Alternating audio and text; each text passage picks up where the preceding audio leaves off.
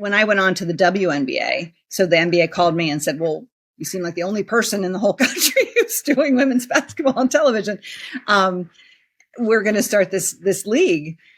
And you had to really think, I mean, you have a whole organization that is absolutely geared towards monetizing the heck out of men's professional basketball. And you're saying, what does that look like for women?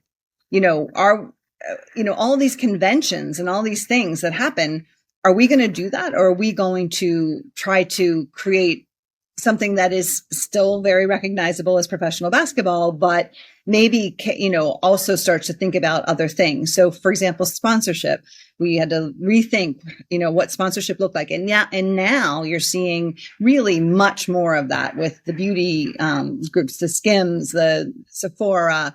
I mean, because truthfully, they can't afford their lifestyle on that contract the WNBA is paying them, right? It's like de minimis pay when it compares to men.